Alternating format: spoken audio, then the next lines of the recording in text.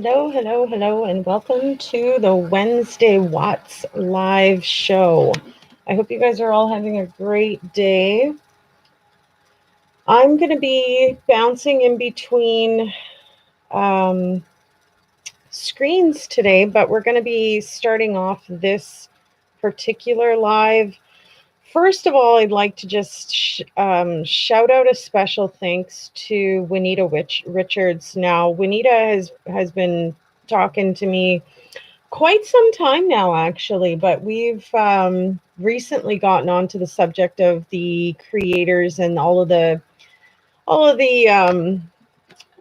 videos with the shadows and all the sort of put together, if you will, information that Weld County released as supposed public information, when in reality was more of a doctored situation than anything.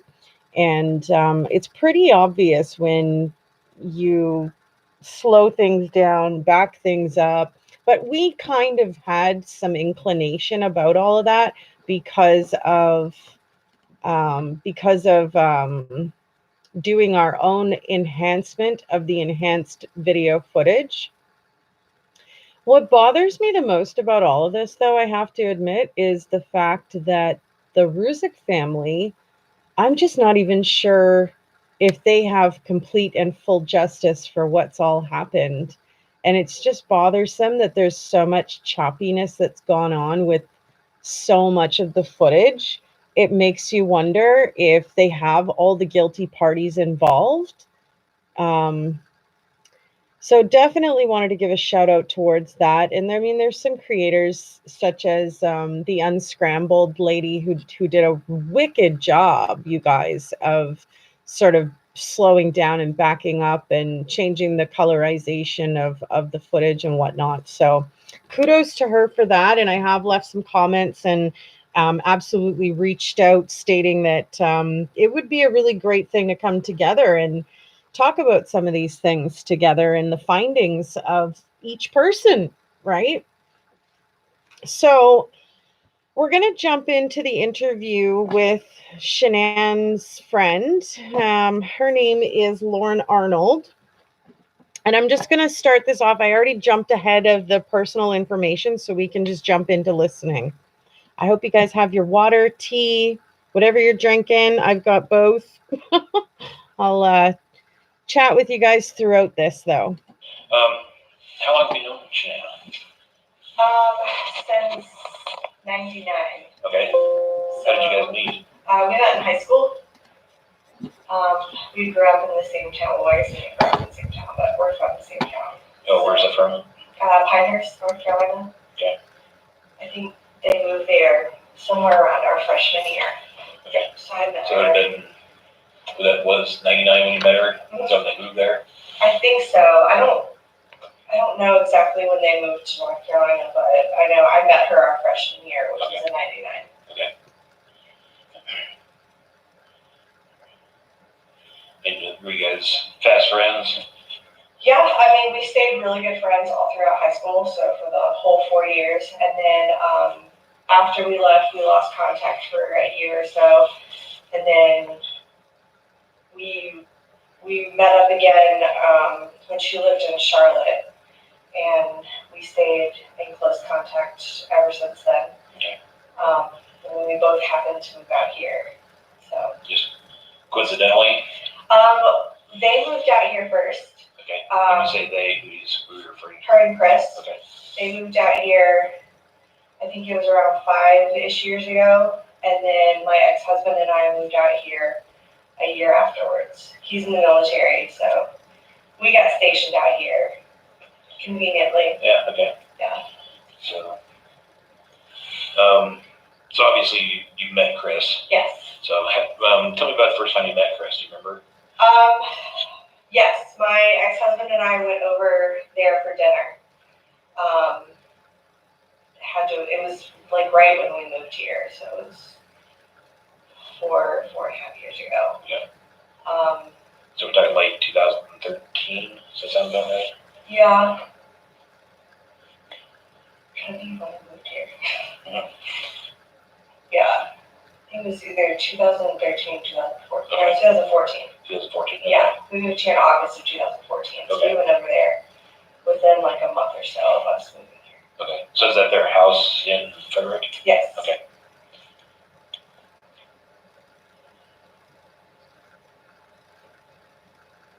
For dinner, you said? Yep. Okay. And anything, that was the first time you met Chris? Mm-hmm. Okay. Did you go to their wedding? No. Okay. No, we were, I think I was in California at that time, so I couldn't go. Okay. All right. So what was your first impression of Chris? He was really nice. He was quiet, but he got along with my ex-husband really well. You know, sometimes husbands are weird with other husbands, Yeah, but right. they seemed to get along pretty well. Mhm. He seemed attentive and nice. Nothing unusual, nothing struck you as out of the ordinary, anything like that? You know, And see, did they have Bella at that point? Was it Bella? yeah, it was Bella. Okay. Yeah, she was a baby. Just Brandy then. Mm-hmm. Okay.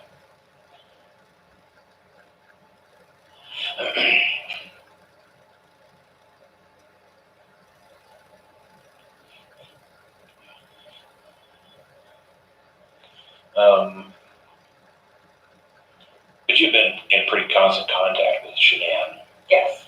before that, so pretty much from early 2000s to the time that they moved out here. Yeah, Okay. yeah. I mean, I talked to her, like, we did wedding planning over the phone. I mean, I've been talking to her pretty much the whole time. Okay. Do you guys have any much interaction with them over the next few years?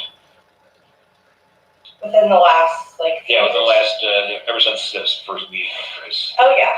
I saw her more than him, but we pretty frequently would go over there for dinner, or they would have gatherings and stuff all the time. So I was over there pretty frequently. Okay.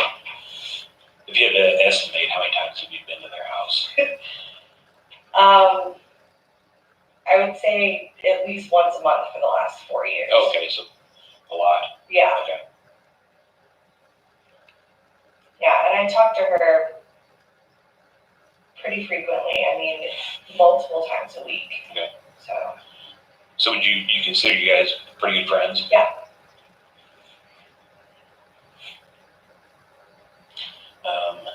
Did she ever talk to you about Thrive or anything like that? Yeah, that was definitely her business and her motivation for everything. I did it for a little while. It's not really my thing, but Okay, I guess I'm not real familiar with that. Can you kind of yeah, explain to me? it's like a nutrition lifestyle. So you have these like shakes that you drink every day, and these tablets that you take, and then these patches that you wear. And the patches are supposed to be full of vitamins, and I don't know, it was expensive to me, so I didn't stick with it. But she seemed to, I mean, I could see where it was beneficial with her, because she has lupus, so she was always on like her medications, and she was sick for a while, but this seemed to kind of help her, mentally and physically. Did you see a difference in her? Oh yeah, she had a lot more energy, and she wasn't as like sick and down, I guess you could say. Okay. All right. Was that more of a function of a cleaner lifestyle, or do you think it was attributed to the Thrive product? I think it was both. It's kind of like when you work out, you want to eat better. I think it kind of went hand in hand. And do you know was Chris using that? Yes. Okay. She had him on that. Yeah. Okay. I think she had everybody on it. It's kind of the impression I'm getting. Yeah. So if you were in contact with her, you were Yeah. part of it. I mean, I gave it a shot. Yeah. I liked it. I don't know, I'm busy, and I just couldn't devote myself I'm sure it's one of the things you really commit to. Yeah, you do. During any of the times you were over at their house or had interactions with them, did you ever notice any tensions between them? Did they act weird towards each other? Anything like that? Did you ever notice? No. No. They were kind of that, like, strive to be couple. They seem to be very equal in the way they do things. Like, she would cook dinner, he would clean up. She would feed the kids, he would help get them ready for bed. I mean, it just seemed to be a very working relationship. They communicated really well with each other, as far as I could see. They were affectionate with each other.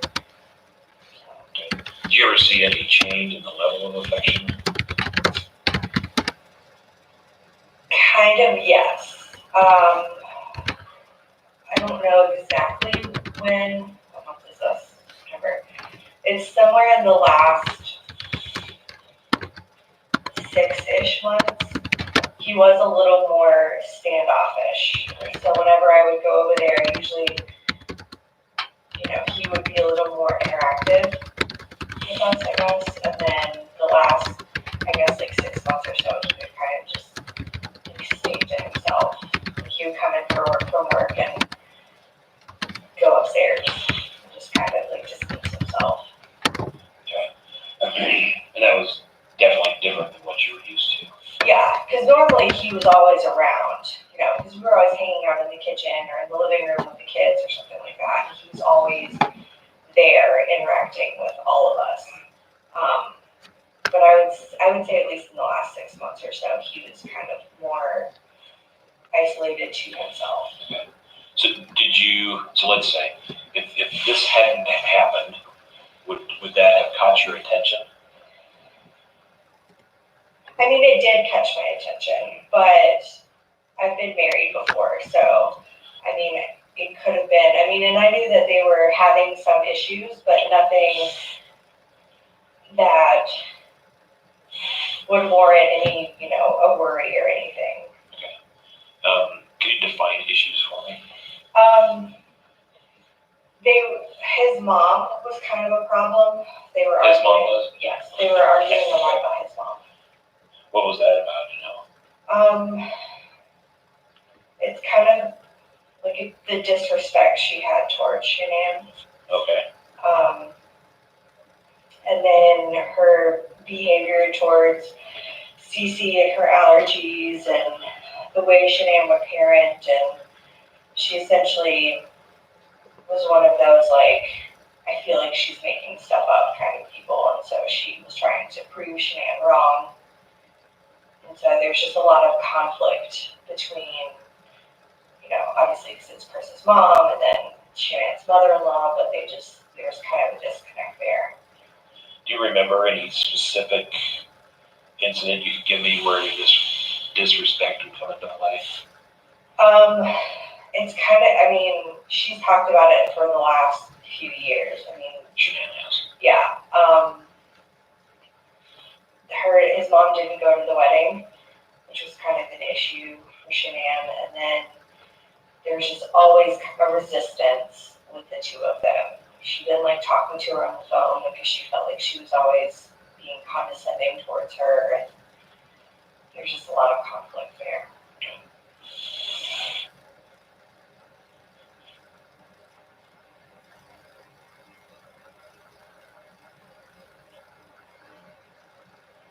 So it sounds like that probably started early on in their relationship. Right. She doesn't show up for their wedding. Yeah.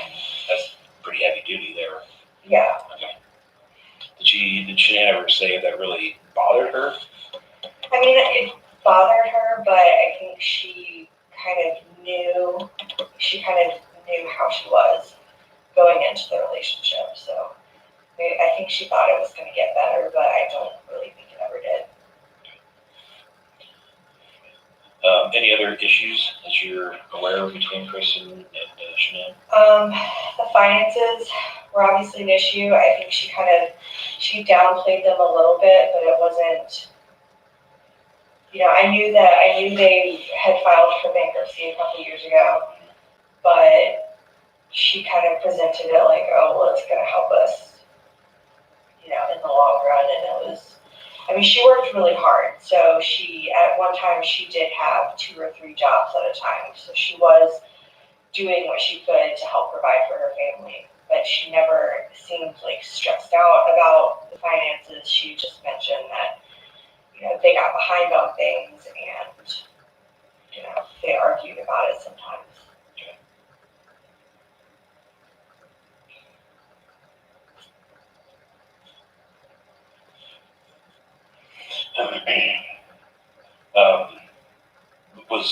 Was Chris a spender? Was Shanann a spender? Did they both just let it loose? Do you know how the dynamics of that? I'm not really sure about his spending. Hers seemed to be, it wasn't anything excessive. I know that once they had kids, she obviously wouldn't shop for herself the way she used to. We had really nice things. They pretty much had everything that you could imagine you would need in a household. It kind of seemed equal on things. She would buy furniture and he would buy like a new lawnmower or something. So it seemed pretty equal. But that was a source of tension at some point there. Like you mentioned that they had arguments about money. Yeah, and I'm not really sure the exact nature of the financial issues. I just know I had mentioned my own, and she was like, yeah, no, I understand. We're filing for bankruptcy. So it was kind of she didn't go into too much detail about it, but she did mention that there were some issues going on.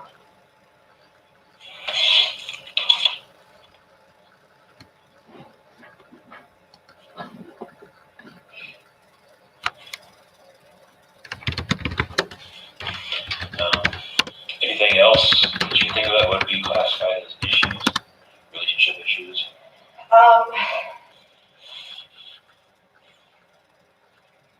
Not really. I know their communication started getting a little bit, lackluster in the last few months, because she was always in contact with him. So, whenever she went anywhere, he always knew, where she was. And they were on the phone a lot, especially if she was out of town or something. But he had cut conversations short a couple times. I think it just kind of goes back to like him being distant of sorts.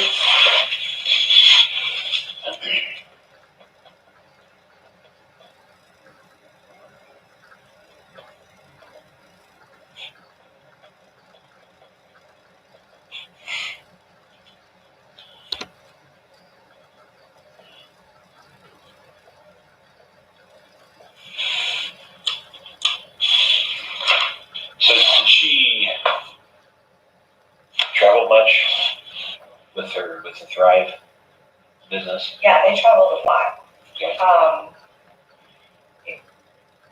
They had a lot of trips, and I say they because most of the time he went with her. Okay. So it was kind of rare that she would go somewhere without him. Unless it was, like the Scottsdale trip where it was just like a real quick weekend thing. But most of the time, whenever she went anywhere traveling wise, he went with her. Because it was kind of, they were in the business together. Okay.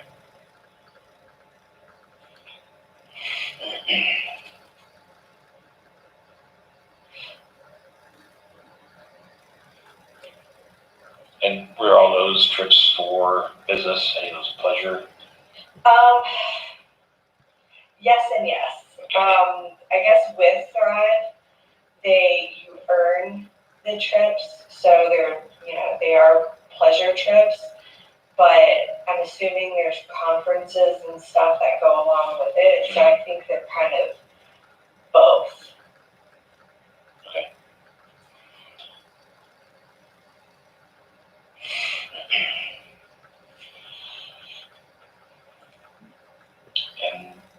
understanding is that she actually had a car that was being paid for through the Thrive. Is Lavelle or Thrive?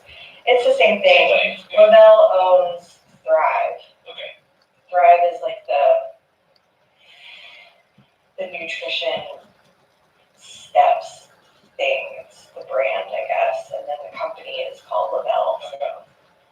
I wasn't sure how that worked. Yeah, it was one of the levels that she had gotten to. Like you get to this bonus of sorts, and then they send you, I guess, like the amount of money in the car payment or something, and then that's how you pay for your car. Yeah. Okay. I assume she's got a lot of people like working for her, I guess would be the way to put it. Yeah. It's one of the, it's like a, I don't want to say a pyramid scheme because that's not a nice word, but it's I've heard it multi-level called compared to like Mary Kay. Yes. Okay. If you start and then you get people underneath you and then they get people underneath them and then it all kind of trickles back to you. Right. Yeah. Okay.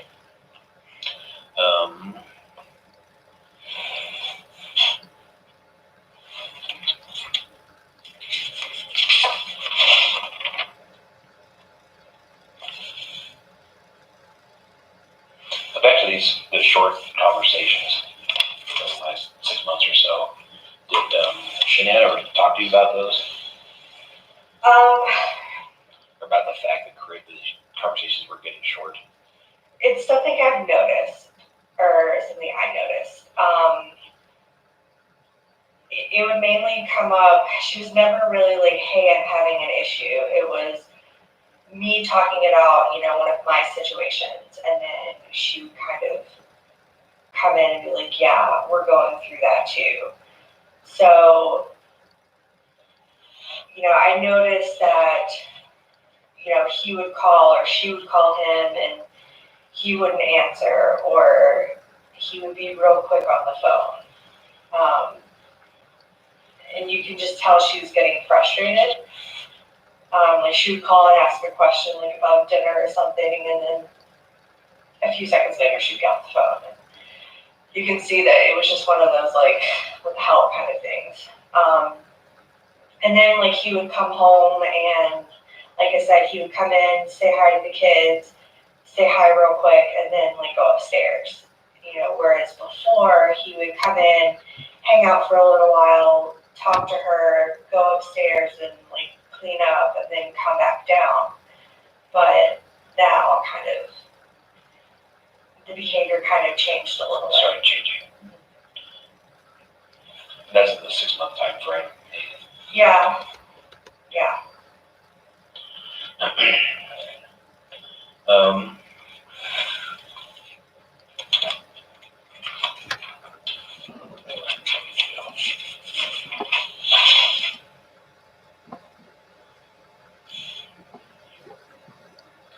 Did you ever go with her on any of these business trips? No.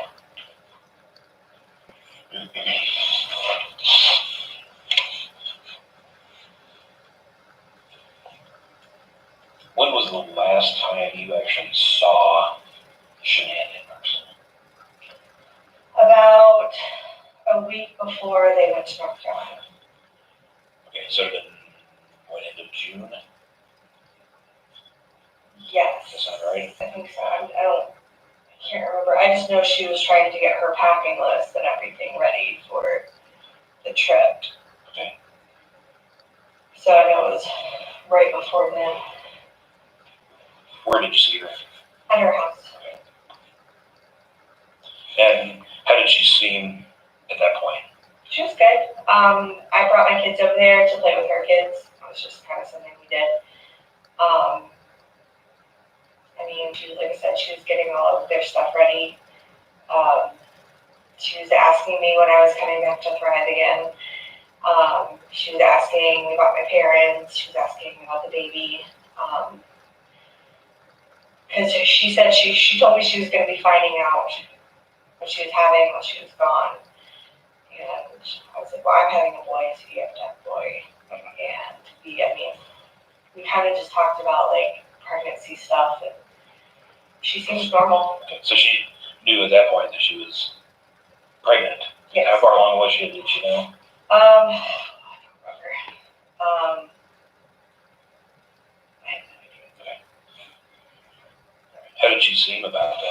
She was good. She was excited. She was happy. She was with the first two. Did she ever say anything about how Chris felt about it? Anything like that? Yeah, well, when she called and told me that, because when I got pregnant, I joked around and I was like, well, it's time for you to have one. And she was like, yeah, I know, that's what Chris was saying. So I know they had discussed having another baby. Cece was she was a handful, so Cheyenne wasn't sure. And then, once I got pregnant and I was like, it's time for you to have a third one, she was like, I know, we're talking about it. And she calls me all excited, tells me she's pregnant. And so, I was excited. Right. She seemed pretty excited too. But Chris was actually talking about having a third child. Yes, because he wanted a boy. So that was his thing.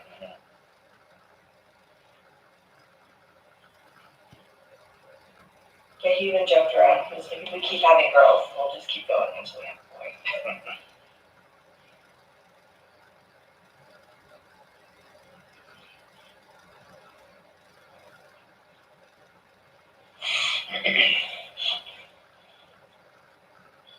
Why was Cece such a handful? She just an energetic kid, or what? Yeah, I think because Bella she was really calm, really quiet, and Cece was not by any means.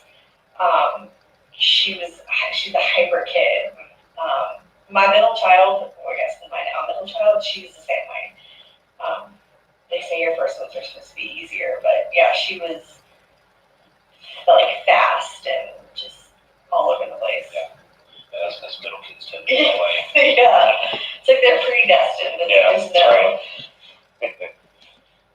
Interesting. Okay. So when she goes to North Carolina, do you have contact with her while she's there? Yeah, we're from the same hometown, so I kind of kept in touch to who have you seen, where have you gone, how's your family, and go say hi to my mom type stuff.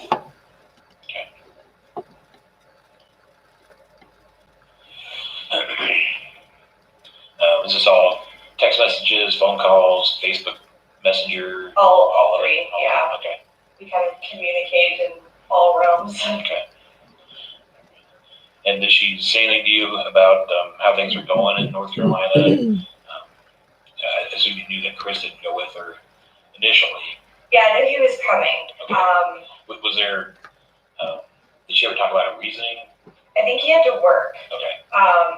Because they had planned this trip for a while, and because Cece's birthday party and everything was kind of falling in that time, so she wanted to have enough time to spend with family and see everybody and plan a party and everything. So I knew Chris was coming, but I knew he wasn't going to be there the whole time. Okay. And that's just because he had to work. Right. Yeah. I mean, he could have taken 6 weeks off. Yeah, right. Yeah. That's a long time. Yeah. Did she ever talk about any issues that had occurred in North Carolina while she was there? Okay. But with her and Chris, or just in general? But let's start with her and Chris. Any issues that she mentioned or anything like that? Okay. She ever say anything, hey, the conversations are still short, or not talking, or anything like that? Mm-hmm. Okay. What about in general? I know she had a couple of issues with her mother-in-law. There was, and it revolved around Cece and her allergies. Her mother-in-law she had another grandchild over there, and Shanann had asked her, make sure that you don't have this list of things. You can't have this in the house, because she just recently found out how severe this allergy was, and she had found out that the other grandchild had this ice cream that had nuts in it, and Her mother-in-law basically told her, well, you can't give her everything she wants. She's not the only kid here. And she's like, it's not a favoritism thing, it's a health and safety thing. And it just kind of escalated from there. I know she had mentioned something about someone trying to give Cece, a peanut to see if the allergy was real or not. I don't know if they actually gave it to her or what happened, but it was this huge ordeal. So she felt that it would be better if the kids didn't go over to see his mom without being supervised, because she really can't be trusted with the safety of Cece and her allergies. So I know that was kind of the only thing that she had talked to me about. She was pretty stressed out about it, naturally. Yeah, nuts. What about when Chris actually went to North Carolina? And I think that was about the first part of August. Yeah, I didn't really talk to her a whole lot. Actually, I don't even think I talked to her at all that week.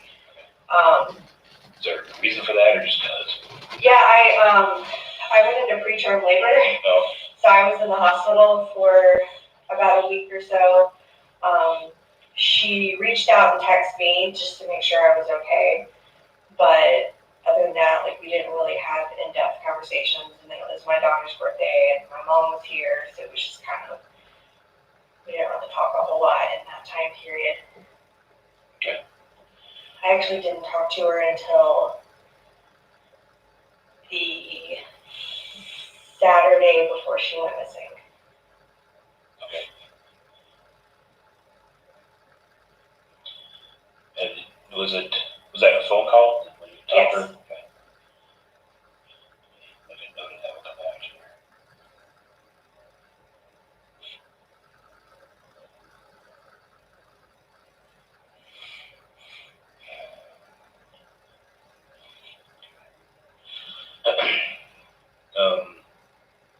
Did you see any of her Facebook posts during that first week of August while she was in North Carolina with Chris?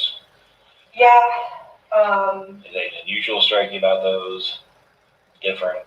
No, I saw they were at the beach, and I saw, that's really all I remember, is actually them being at the beach. Because I didn't know when he got there.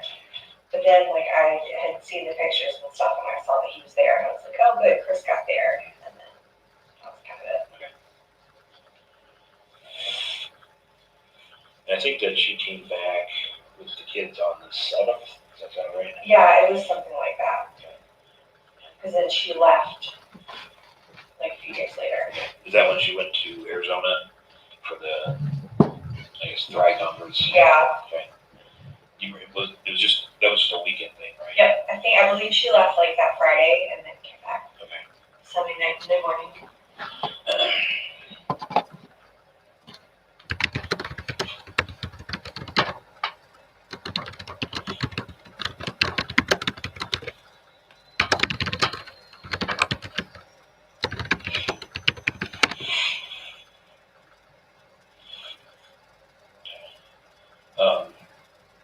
Do you know who she went to Arizona with? The same group of people that I think she normally goes with. I know Nicole was there. I know there's a couple of other girls that were there too. I know Amanda was there, and I'm pretty sure Cassandra was there too.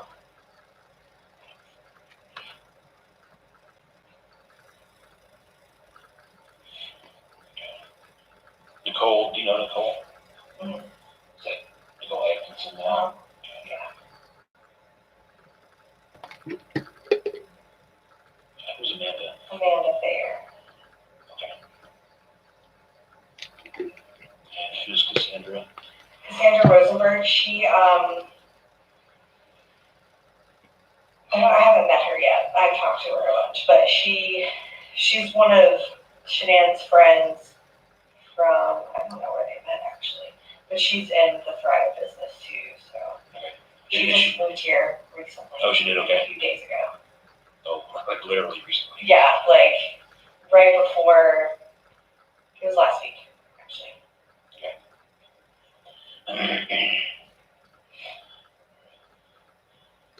So you last spoke to her on Saturday, August 11th. Is that sound right? Oh, there, yes. Do you remember about what time that was? No. Okay. No, it was kind of a quick conversation. I was asked her when she was coming back. And she told me, she was like, I'll be back late Sunday night, Monday morning. We were supposed to get together that week because she had her gender reveal party coming up. So I was going to help finish off that. We were going to get the girls together for one more play date before everybody went back to school in full swing. And then it's kind of it. It was kind of a quick conversation because I was like, I just wanted to make sure she was going to be back before I started making all these plans. Okay. And then I messaged her Sunday. On Facebook message? Yeah. And I asked her, because I had forgotten what she said, and I asked her again when she was going to be back. And she didn't respond. That was on Sunday. Yeah. And then, She did not respond. no, Is that unusual for her to not respond? yes. But it was also like 2 in the afternoon, and I knew she was traveling, so it wasn't really that big deal. Monday, I text her. Let me just stick with Sunday real quick. So Sunday you messaged her. Mm-hmm. But that was the only contact you had or tried to have with her. Yeah, because I knew she was traveling. I didn't know what time or anything. So I was like, okay, well, I'm going to give her time to get home, and I'll bother her and not want to see her. Okay.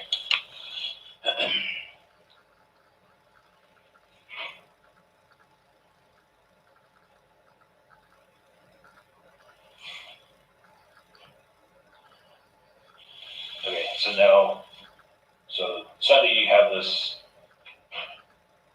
try to send her a text, message, whatever. You get no response. Monday, you try to contact her Monday, or did she contact you or anything like that? No, I knew she had a doctor's appointment in the morning. Okay. Usually I talk to her afterwards. So I waited. I text her around like 11:30, 12, and I was like, how did everything go? When do you want to meet this week? And I did get a response. And then somewhere around, it wasn't long after that, I got on Facebook and I saw that her brother had said something about that she was missing.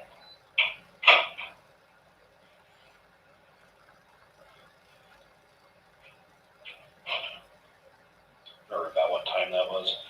I can find out.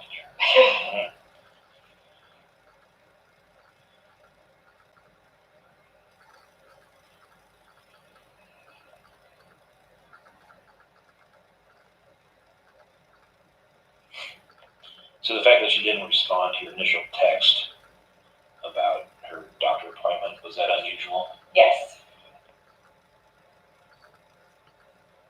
Is she pretty good about returning texts? Yes. She literally has her phone on her hip or in her hand at all times. Okay.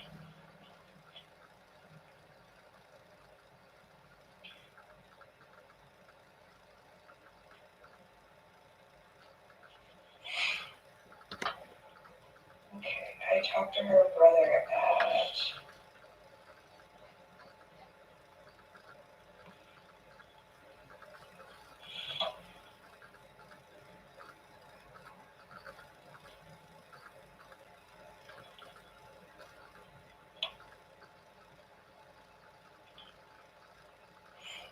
12. I got this on keep track of anything.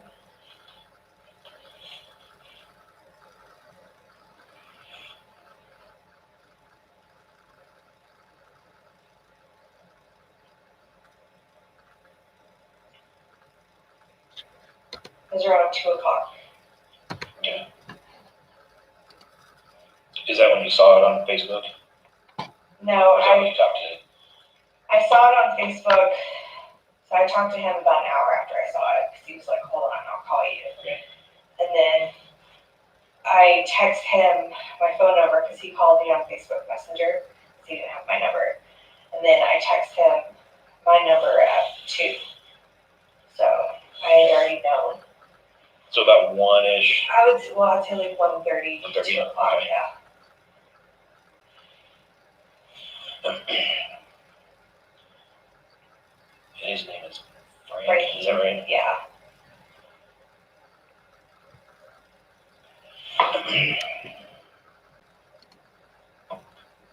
What did you see on Facebook?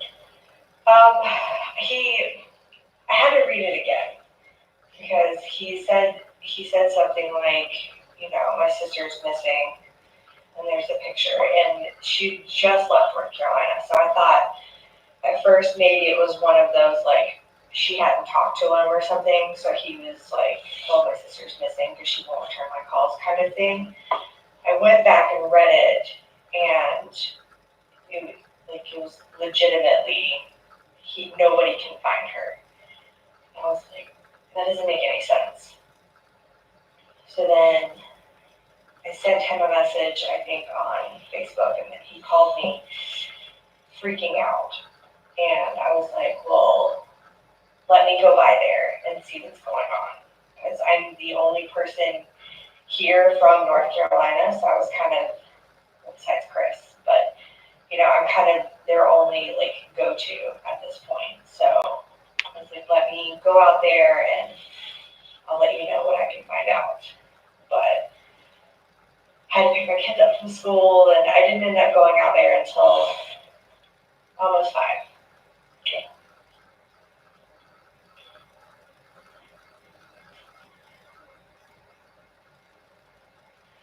Did you try to text Chris at all? No, I didn't have his number. Okay. Otherwise, I would have. Right. Yeah. That's why I just went out there. Okay. In the time that you spoke to Frankie and the time you showed up there at 5:00, did you see anything else come across Facebook or talk to anybody else?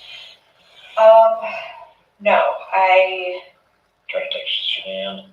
I tried to text her. I called, I think I called my mom or something and let her know what was going on.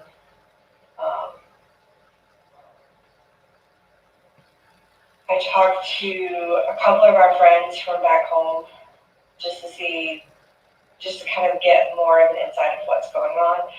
When was the last time somebody saw her? Excuse me, stuff like that. I got Nicole's information that day. So I talked to her on Facebook before, but I didn't have her number or anything. So I got that then so I could talk to her, but I didn't end up talking to her until later. Yeah. So you tried to text Shanann. Mm-hmm. Do you remember about when you did that? Do you still have those by chance? I should. No, I don't know what time. It would have been between 2 and 5.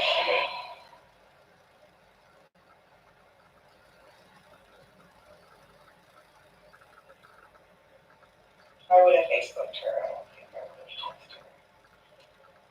Because Facebook's always the fastest way to get hold of her. Is it? Yeah.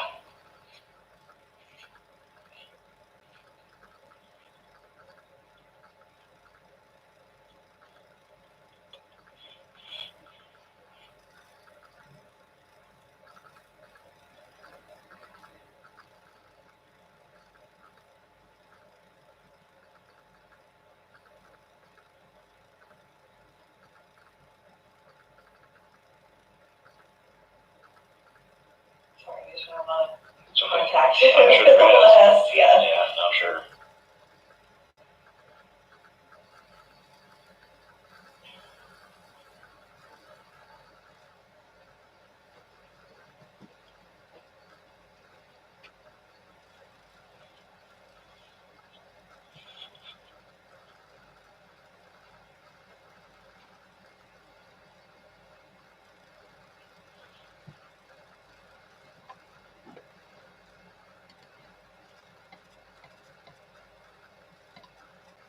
have no idea where it is.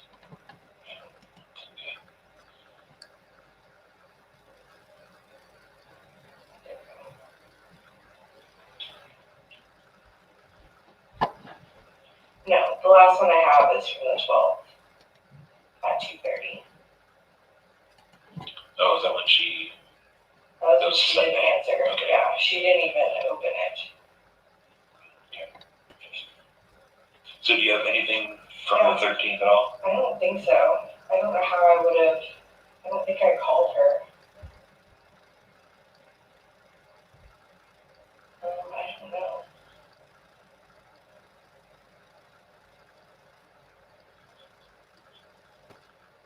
Because like I said, I usually don't text her.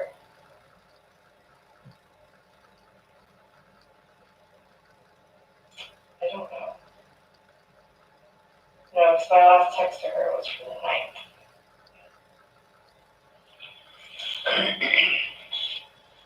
Maybe I called her. I honestly don't remember.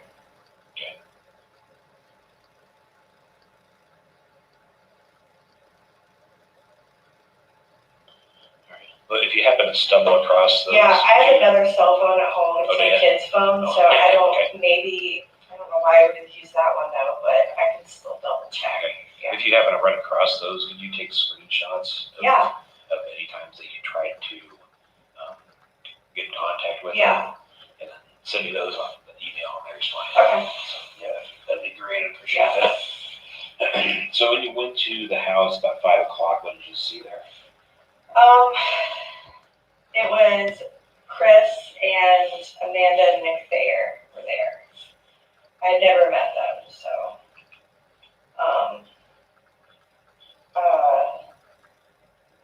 I mean, he answered the door, gave me a hug. I asked the logical, like, "Are you okay?" question. And he said no. And then, I don't know, I started looking around. So, like, I saw her shoes by the door, and then I saw, like, her suitcase, and then I saw, like, one of the kids' toys under one of the chairs in that living room when we first walk in. And then I looked upstairs, I just glanced upstairs, and he said something like, "I had to close the doors." And I was like, "What?" And he was like, "The doors upstairs." He's like, "I had to close all the doors."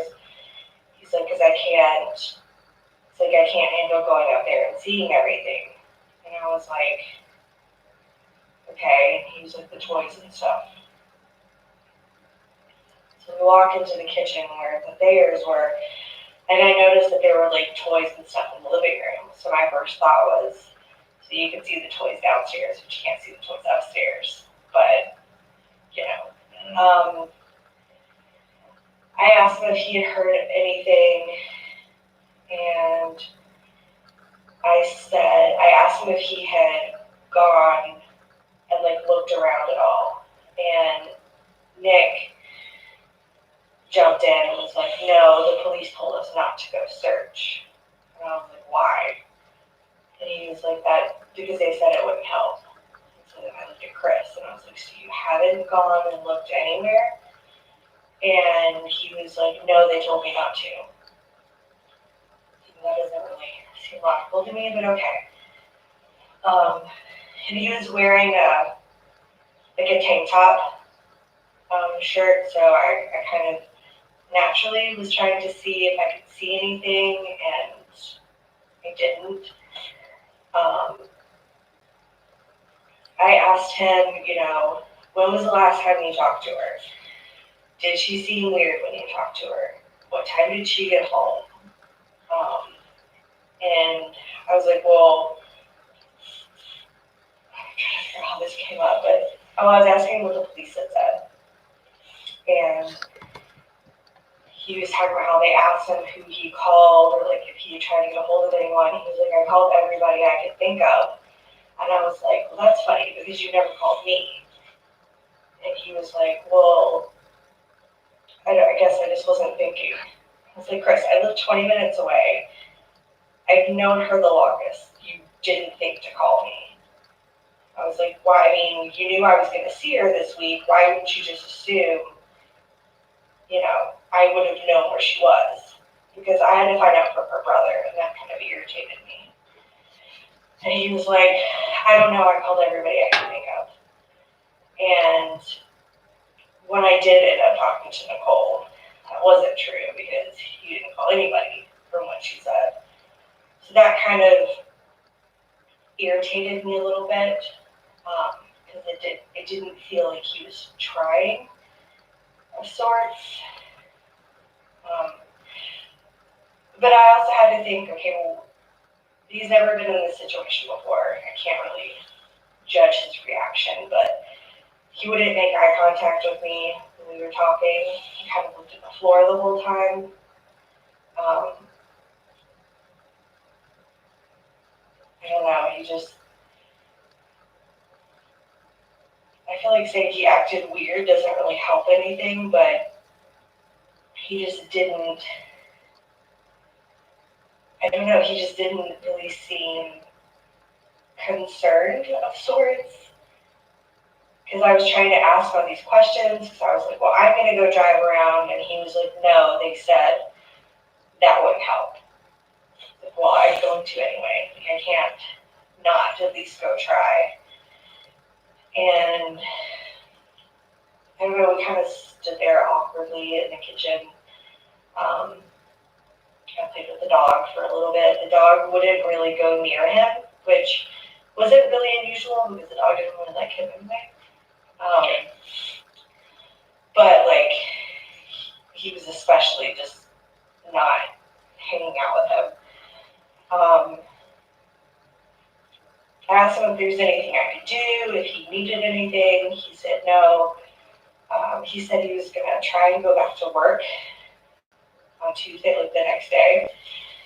And I was like, I don't think you should do that. And he was like, well, I can't stay here.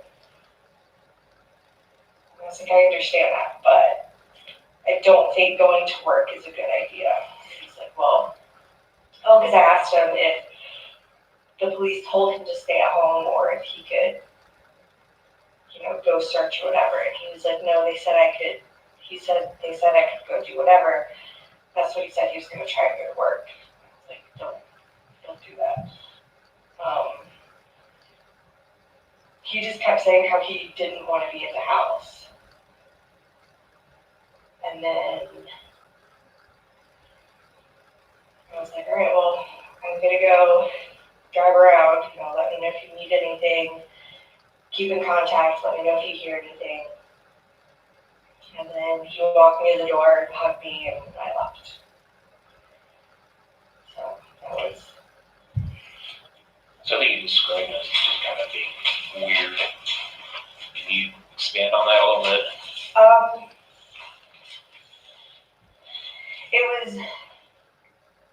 It wasn't that he was sad.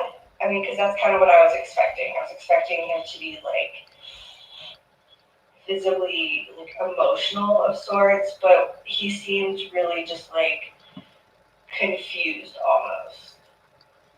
Like I said, he wouldn't make eye contact, so whenever he would talk, he would look kind of down at the floor.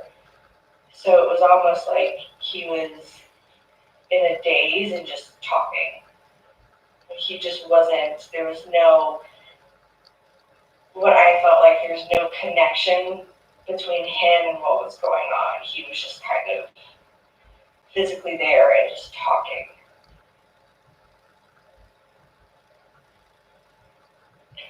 Was his demeanor that day different than other days you had seen him?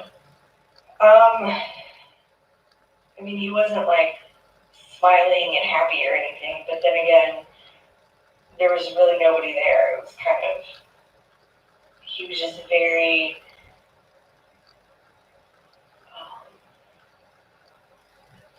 like nonchalant almost.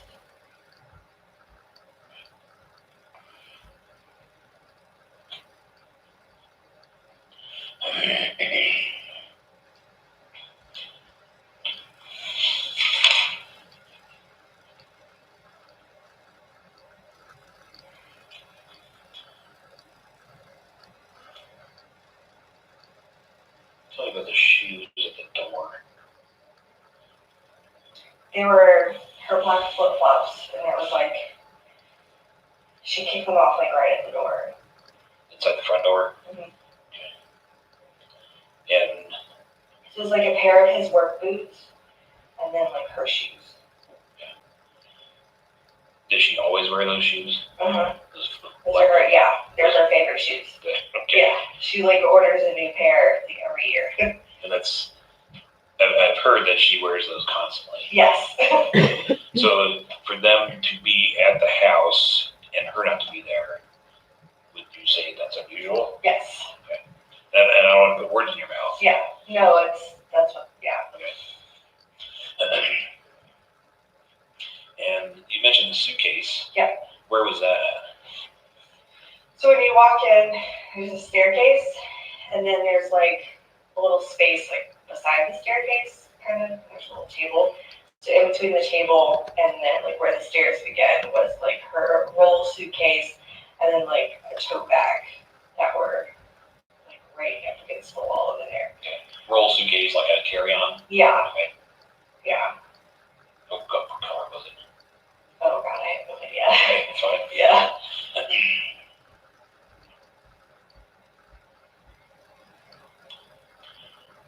Did you see her purse anywhere? Mm-hmm.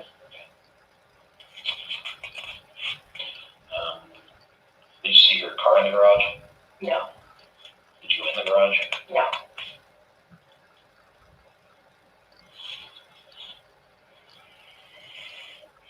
It would have, but I felt like it would have been awkward if I was like, hey, can I go look around? Yeah, right. Yeah. So when he made that comment about closing the doors upstairs, Mm-hmm. what was your thought process when he said that to you? At first I thought it was weird that he had mentioned it because I kind of just looked upstairs, and it's sort of a habit when I go in because like your eye just kind of automatically wants to look around, I guess. And so from downstairs you can see like their bedroom door. You can kind of see a little bit upstairs. So I just happened to just like glance and look around, and the door was closed, and he just volunteered the information that he went up there and closed all the doors because he couldn't go up there, and he was like, I just can't see what's up Did you there. comment about the doors being closed? No. Was that unusual for the doors to be closed? Was that something you even pick up on? No. I just, like I said, I just happened to glance upstairs, and I looked, and then like, I guess I looked back downstairs, and he was like, oh, I closed all the doors. I was like, okay. And then he just kind of went into the explanation that he couldn't go up there and didn't want to see. Like he said he couldn't handle seeing their rooms or something, and the toys and everything. And I was like, okay. So the door that you could see that was closed, which door was that? Their bedroom door. So the master bedroom? Yeah. Okay. Could you see the girls'? I mean, I would have if I would have looked over, because their rooms are on this side, and the girls' rooms are on this side, and their room is right there. So I would have had to like looked, because I wasn't like far enough in the house yet. But if I would have kept walking and then looked up, then I would have seen that their doors were closed.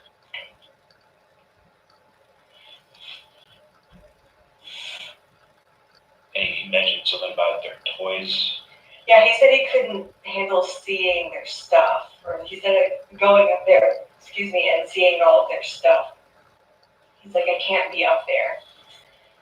But then I noticed, like, when we went into the kitchen, I looked into the living room, there was a bunch of toys and stuff in the living room. So my first thought was, so you can handle seeing toys and stuff downstairs, but you can't handle seeing anything upstairs. Which kind of, I don't know, irritated me. Not really irritated, but it just didn't make any sense to me. So at the time he makes that comment to you, does it strike you as unusual, or do you pay attention to it? Do you just kind of brush it off? No, I definitely paid attention to it. Because up until that point, I mean, nothing was, besides them being missing, nothing was really weird about the situation. And then once I got to the house, And I saw that her shoes were there, and I saw that her luggage was still downstairs and not put away. And then he made that comment like right when I got there. It was just it just didn't feel right. Something striking you as unusual. Oh yeah. About the situation. Yeah. Are there normally toys scattered around downstairs? Not if the girls aren't home. If the girls are home, then yeah, there'll be toys and stuff downstairs. But if they're not home, then Shan cleans up everything. She's kind of neat, Pretty tidy about everything. Yes.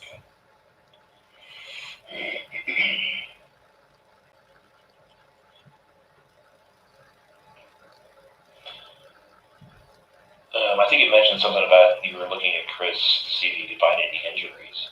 Mm-hmm. Tell me a little more about that. I noticed that he didn't have sleeves on, so I just kind of, as I was talking to him, I was trying to see if I could see anything. So like I looked at his hands, and he was kind of sitting at an angle, so I could only see like one side of him. So I looked to see if like there were scratch marks or bruises or something on his arms or whatever, and I didn't see anything. So something's triggering you to look at, see this. Yeah. So you think he's done something? At this point, I do find his behavior very suspicious. Okay. Is there anything specifically that's triggering it, or is it a kind of a combination of everything? It's kind of a combination. It was a feeling that I had gotten. His demeanor, his random comment about the doors being closed upstairs, him not wanting to go look for her, everything kind of piled up together. I don't know, it didn't feel right.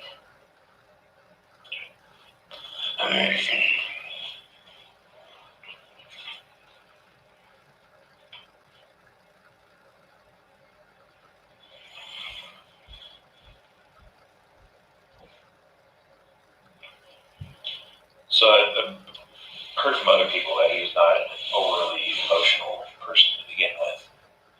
But I think you described him on Monday as not emotional about the situation. Right. Could you tell a difference between the two?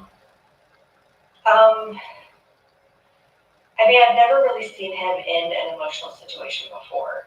So normally whenever I would see him, it was for like Super Bowl or a holiday or a dinner party or something like that. So I've never had to see him having to use any emotions besides being happy. Like I said, I can't really judge a person's reaction to a situation that they've never been in before, but when your wife and your kids are missing, you just kind of expect someone to be at least sad or anxious or, just some kind of something. And there was just nothing. There was just nothing there. So if I were to describe it as basically flat, Yes. would that be fair? Yeah. Okay. Let me throw something else. So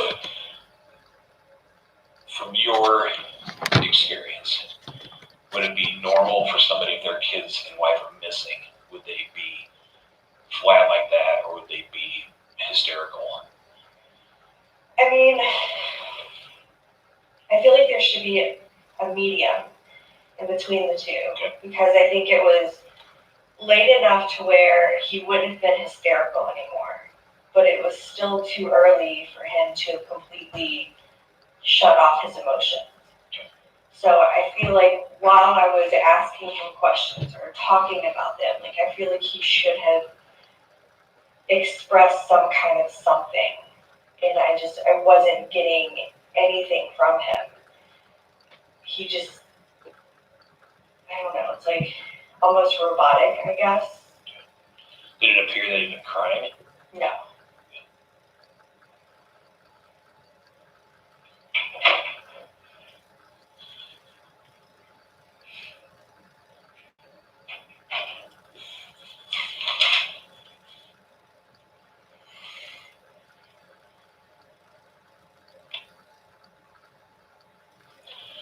expand any more on why he wasn't going to go look for them other than the police told him not to?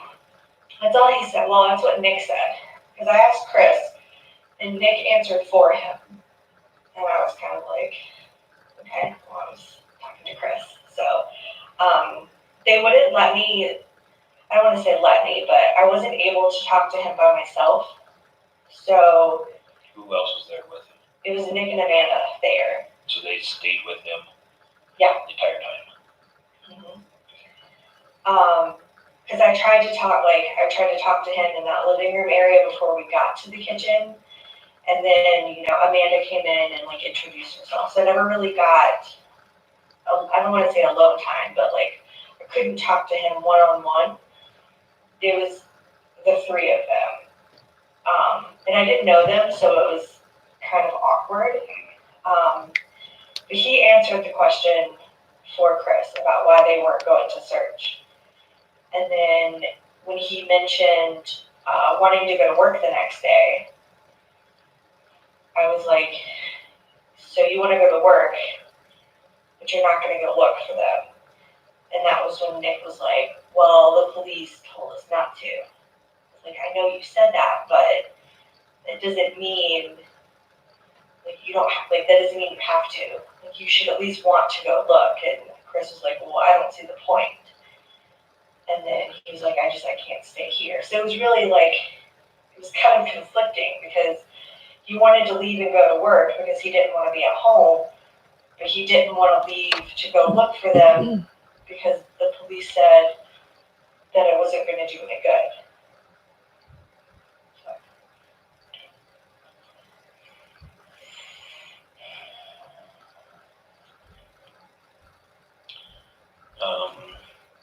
Chris, are you saying anything about the girls' medication still being there, anything like that? Talk about medication for the girls or for Shanann. Were you aware that they were on medication? And that was for? Cece had her medicine for her allergies, so there was always the EpiPens. I don't know what all Shanann was on, but I know she, with her Thrive routine, she has her shake every morning and stuff like that. So all of that was there apparently. She never and there was no dishes in the sink, so she didn't have her shake that morning. She didn't give the girls breakfast, so that was kind of unusual. Do you know if she takes any other prescription medications? Not that I know of. I'm not really sure. She ever talked to you about having migraines? Yeah, she hadn't had them in a while. I think, I know when she got pregnant that she was having migraines more frequently, but that happened with her last two pregnancies also. And my understanding is she recently had some neck surgery. That was last summer, is that right? Mm-hmm. What was that about? I don't even know what it's called. My mom had the same surgery. The neck fusion. I don't know. I know that they went in through the front. Fusion and of did something discs. with her spine, and then she was in a neck brace for a few weeks. She seemed to recover pretty fast. Okay. Yeah. Any major complications with that you're aware of? No, she just hated wearing the neck brace. Not sure. It doesn't seem like a whole lot of fun. Yeah, she said it didn't go with any of her clothes. Fair enough. Yeah. Okay. Let's see. So, anyone else at the house when you were there? Just the bears, Chris, and the dog.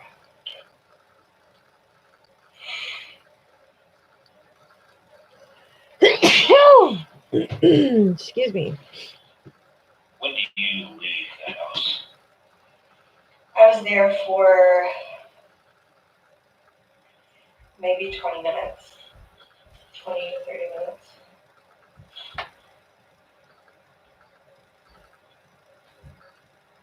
my kids were in the driveway in the car on their tablets, so I didn't want to like leave them for too long, but I didn't want to bring them in either, so I couldn't stay for too long. But I mean, I guess at that point there was really nothing I could do. What do you do when you leave? I go get gas at the gas station down the street. Okay. I kind of took the long way of sorts, so like I kind of drove through the neighborhood a little bit Yes. to see if I could find anything. I drove to where I could see like the back of their house, because I couldn't remember if there were houses and stuff back there yet. Because when they first moved out there, it was nothing but a field. They were starting to develop, so I wanted to see kind of what was going on back there. Just to look around to see if I could see anything, just because I wanted to find them. So I drove around the neighborhood, went and got gas, and came back to my house. I thought about going to talk to the people at Starbucks to see if maybe they had seen something. Then I was like, well, they would have had a shift change, so it wouldn't have been important. Is she a regular at the Starbucks? No, she didn't even drink coffee, but you never know.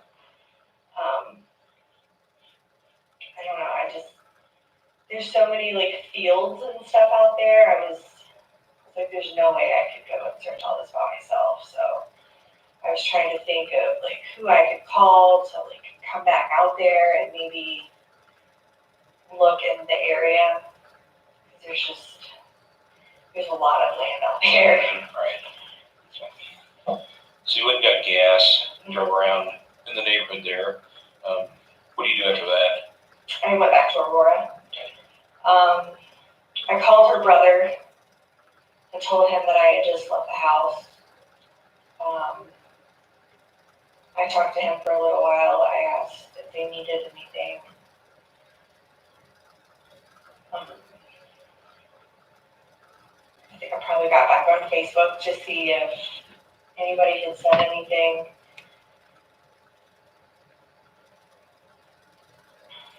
See anything else on Facebook that anybody had of interest? No, it's more the reposting of his, like, my sister is missing type thing. It spread pretty quickly. I don't know, I called my fiance and was like, excuse me, I was like, Shannon's missing, I just left the house. And then he was next, and I went there by myself. And I was like, well, it's Chris, like, he's not gonna do anything to me. And then, I don't know, I went home and I think I called another one of our friends from back home to see if she had heard anything. And then I kind of just stayed on my phone. And do you have any contact with anybody else involved with this? Talking to Chris at all? I didn't talk to Chris after that day. Okay. I talked to Nicole the next day.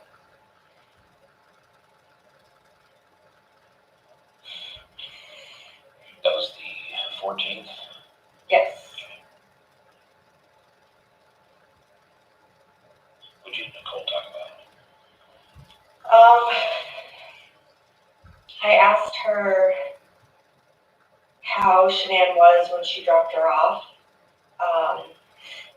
I asked her, was she sure that she made it inside? And she said yes. She said she watched her walk in and close the door. I asked her if like her and Chris had been fighting that she knew of. I mean, kind of all the like standard questions. Like, have you heard from her? When was the last time you talked to her? And she did the same to me. When was the last time you talked to her? Did she say anything to you?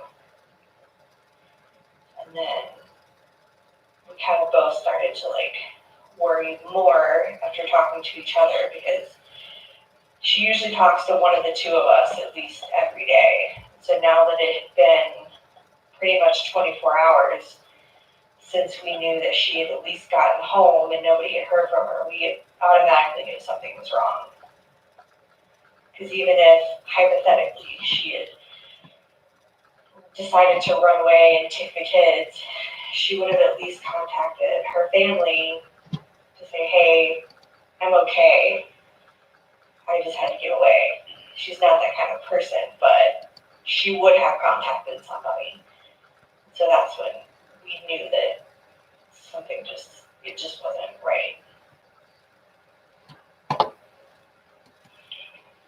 Let me back up to Yeah. Monday, when you go to the house. So we talked quite a bit about Chris, toys in the house and suitcase. Anything else at the house unusual that you noticed? Anything strike you as unusual? No, Place?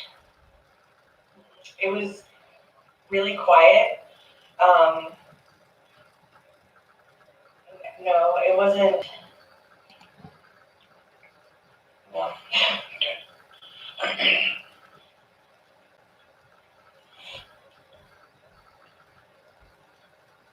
So on Tuesday, you and Nicole talk, and are you convinced at this point that something has happened? Yes. What about Nicole? Is she the same boat? Yeah. Mm-hmm. What do you do at this point?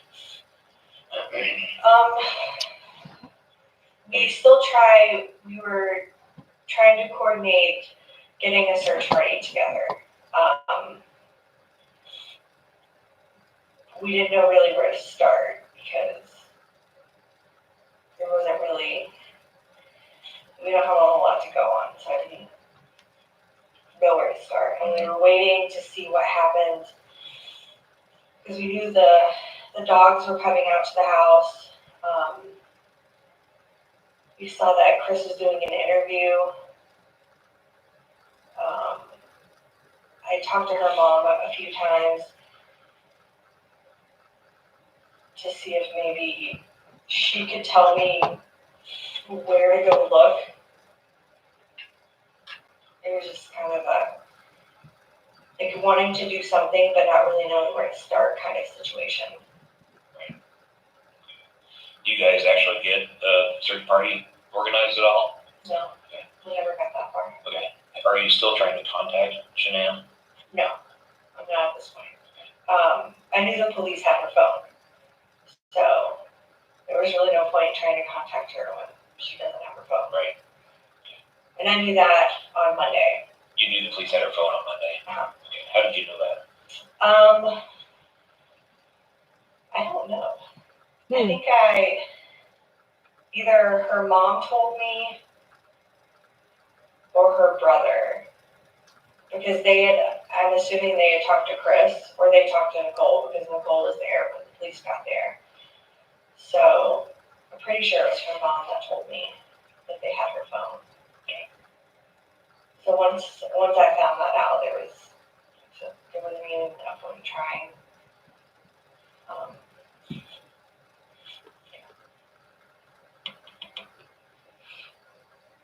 Does Shanann wear a smartwatch? Yes. Does she have that on her all the time? Yes.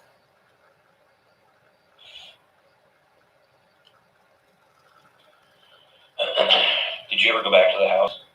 No.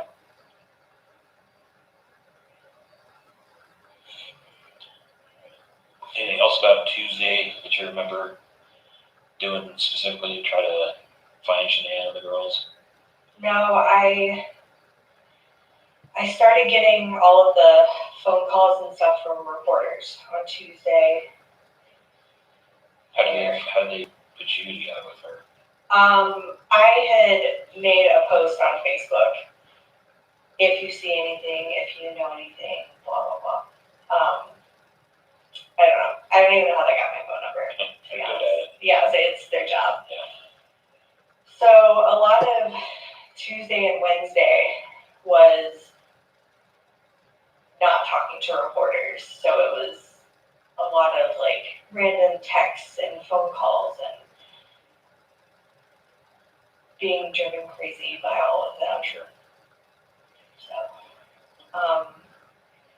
Watching the news a lot, seeing if we could find out anything. Are you talking to any of her friends? I kept in contact with Nicole. I talked to her friend Christina that lives in Hawaii, and she talked to her all the time. So I was, we were communicating back and forth, and she was like, let me know if you hear anything. I'll let you know if I hear anything. Checking on her parents, making sure they're okay. Her best friend in North Carolina, I talked to her a lot. There's a lot of phone calls and texts, and I don't know anything. Those are frustrating days. Sure. I can understand that. Okay, so anything else about Tuesday that kind of stands out for you? No,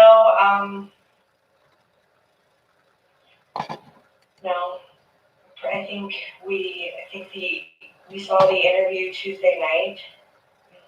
What was your impression of the interview?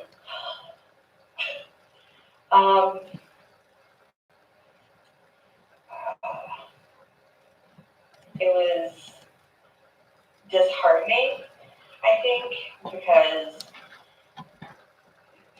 he was still kind of emotionless, but the emotion that he did have was not the right emotion. I feel like he was almost cocky in the interview, and that was kind of alarming to me. I don't think that was, like I said, there's no correct behavior for the situation, but that was a wrong one. I'm surprised she said cocky. Some of the things he was saying didn't make sense. Was there something specific that was making sense for you? No, it was little things, like he called everybody he knew, which isn't true. He rushed home as soon as he found out, which isn't true. Just the way he said some things, so the things that he wasn't saying, it was just all very, it's like he had tried to rehearse it, but he didn't do it right. So it came out odd. Came out guilty. It's like he was trying to convince everyone that it definitely had nothing to do with it, but he was conveying it in a happy way. It was weird.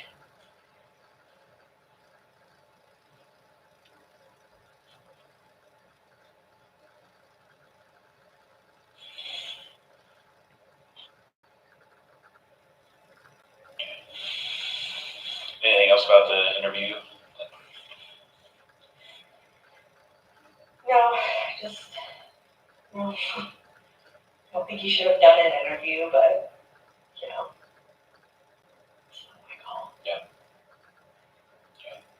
So what are you thinking about the entire situation at this point?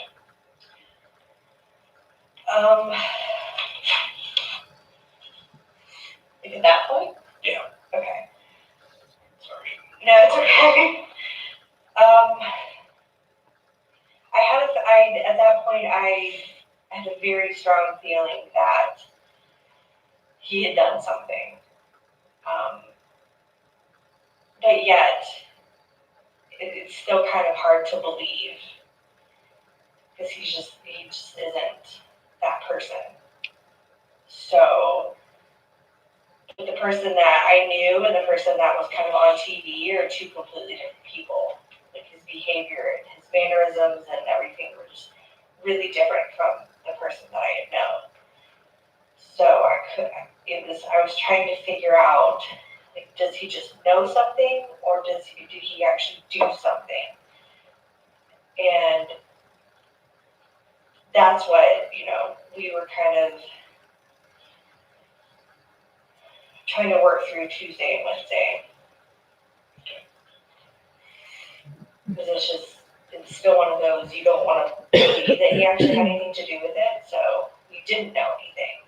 But from what we did know, everything kind of points to it seems like he had something to do with it. Are you talking to your fiance about this? Yeah. What's he saying? He was pretty surprised at the whole situation. He had met Chris a few times and they got along really well. Because I think the three of them were like the only Steelers fans in Colorado. So they got along really well. He kept asking me, he's like, do you think he did it? Do you think something happened? What do you think? I'm like, I don't know. There's nothing there's no evidence saying yes, but my gut feeling is different. So let's go to Wednesday. What do you do Wednesday? Anything that you can think of that's related to this? Or you talk to friends more? Yeah, it's mainly deflecting reporters and talking to friends, kind of. It's been a couple days now. Like, what do we do next? How long is this gonna last?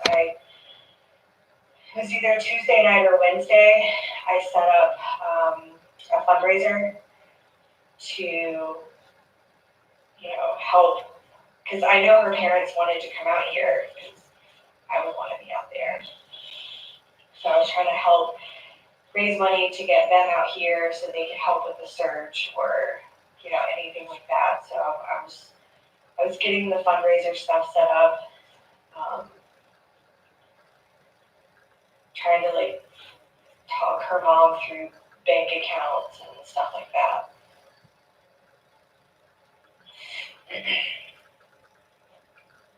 That's like GoFundMe. It was the Facebook fundraiser. Oh, Facebook fundraiser. Yeah.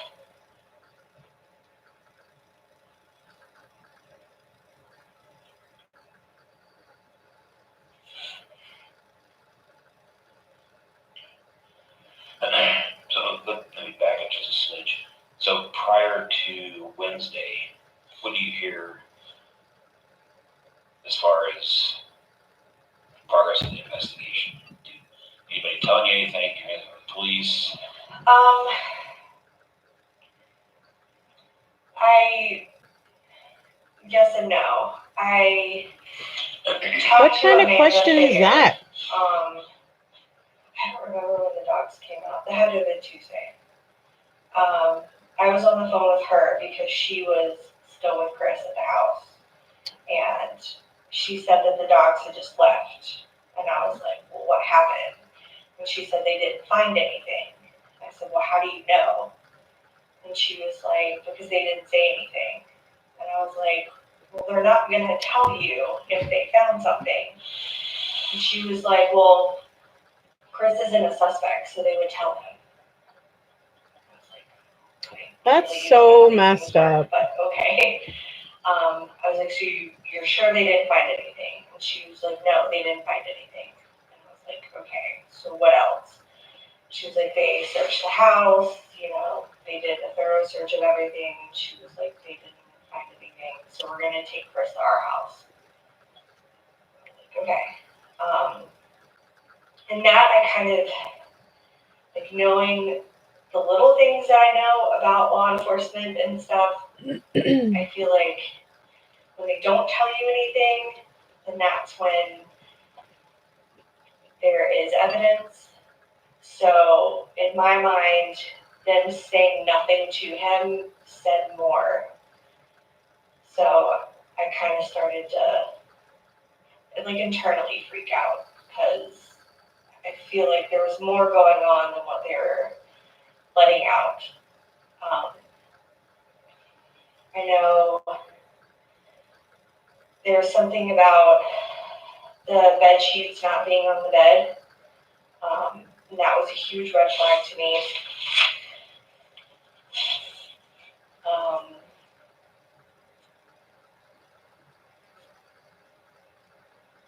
Who told you about the bed sheets? Nicole. Did she tell you how she knew that? She was inside the house.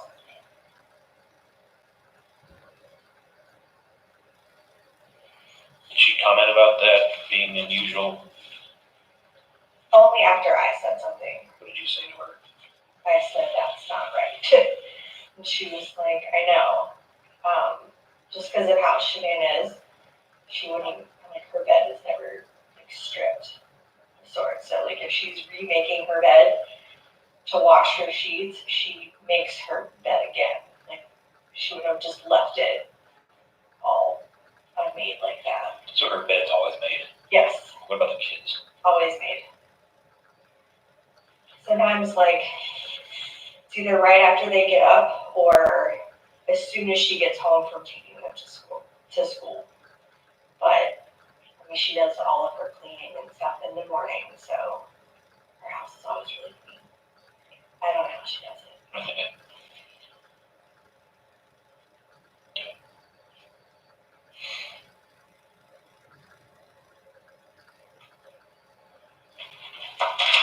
All right, so Wednesday, more of the same, dodging reporters, talking to friends. Yeah, I had the Facebook page set up. Excuse me. So I had like the fundraiser, the Facebook page.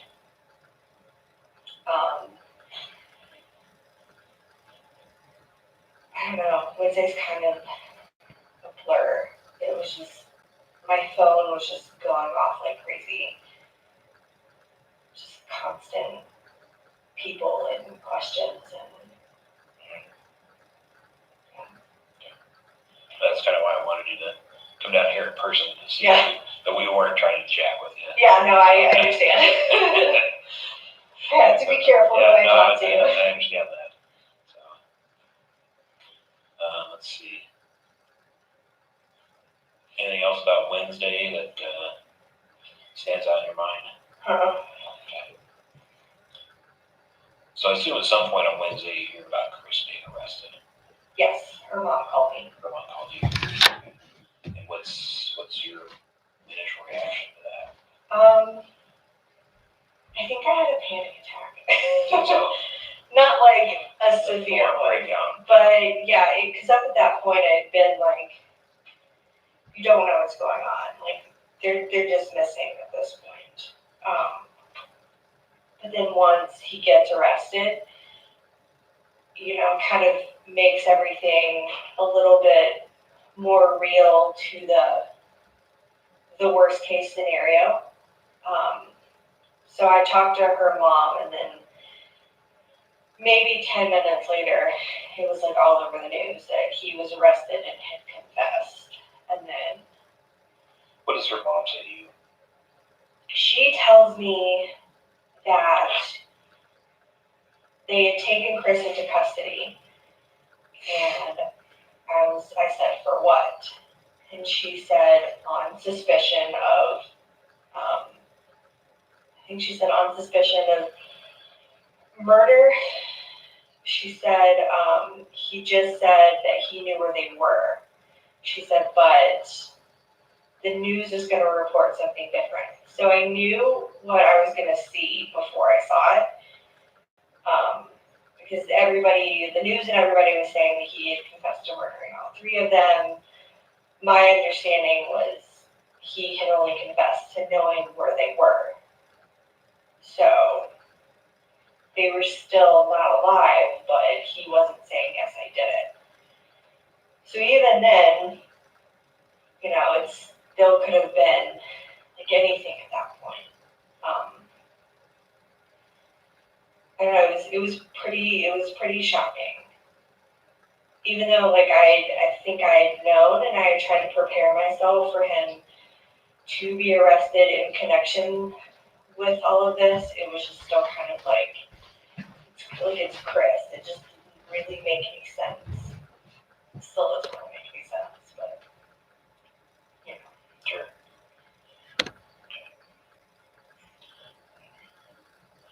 And I assume you've seen all the subsequent stories that have come out. Mm-hmm. Some true, some not so truthful. So I assume you saw one specifically related to him dating somebody at work. Yes. Tell me about that.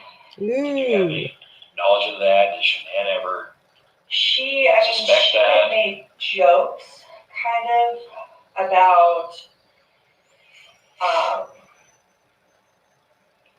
him being a big fat cheater. He didn't answer a text or something. She's like, oh, he's probably with his work girlfriend. But I never really probed her about it. In those 6 months where his behavior had kind of started to get a little bit distant, I thought about that, and then I thought about, well, maybe he was having an affair. But even then, it seemed weird, because he didn't really seem like the affair type of person. 6 months ago, if he would have asked me, was Chris having an affair, I'd be like, absolutely not. But since seeing his behavior change, and I could see it. It just still doesn't really make sense. So, knowing what you know now, looking back at what he was as his behavior, yes. Does that equate? Yes. Is there something specific that sticks out in your mind, or just that generality? No, I think it's just the general distancing. It's typical behavior, I think, not as much affection, and the distancing and the short conversations, and most guys pretty much act the same, so.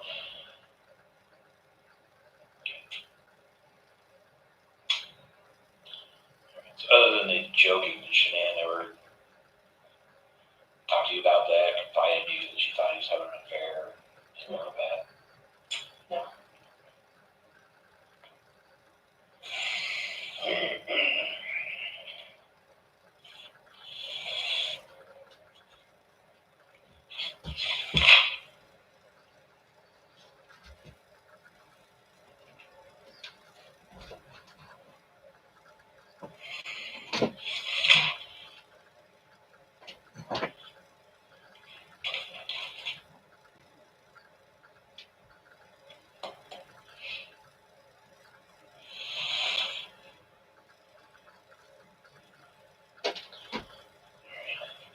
Anything we haven't talked about that you think we should? Something we need to cover? I don't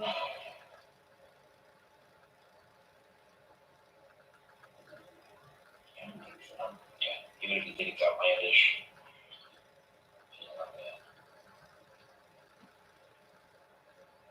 That I can think of.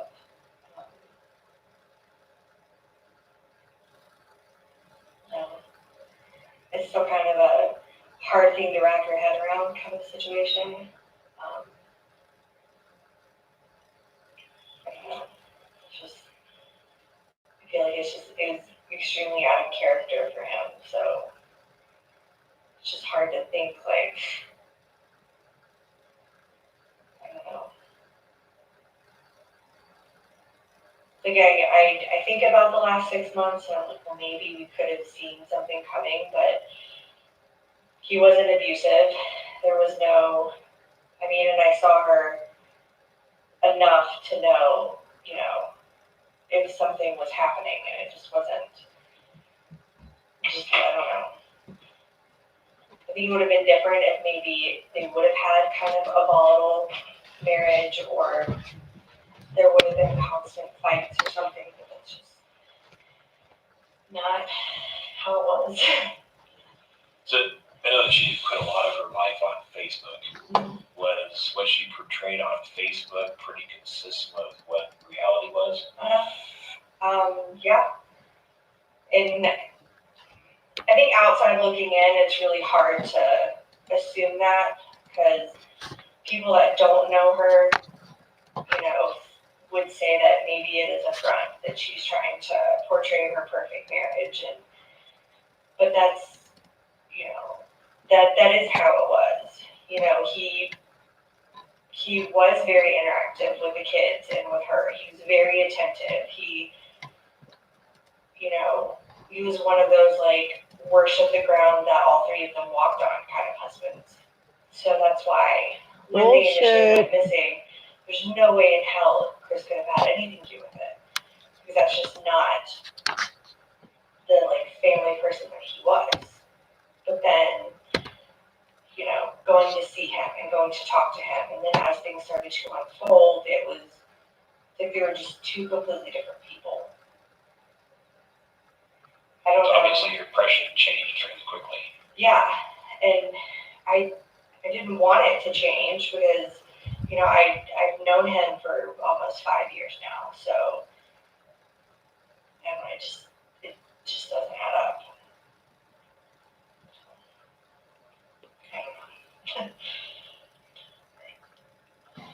Okay, yeah, if you can't think of anything else, I think we'll call that good for now. Okay. If you think of something, would you either give me a call or send me an email? Yeah, and I'll try and find that. Yeah, if you have from the 13th. Yeah, if you would, I would appreciate that. Yeah. So, let me put my cell number on the back of the market for you.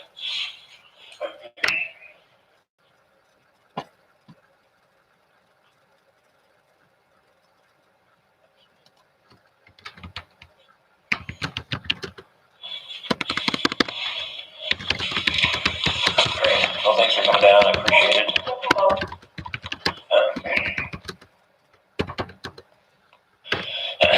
It's Agent Greg Zentner with the Colorado Bureau of Investigation. Today is Thursday, September 6th, 2018. All right, and that was the interview with Lauren Arnold.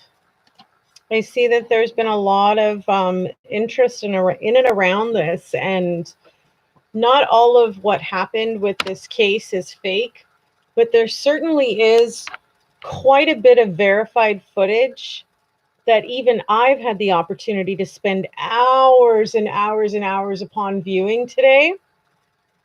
That is a 100%, without a doubt, completely manufactured fake.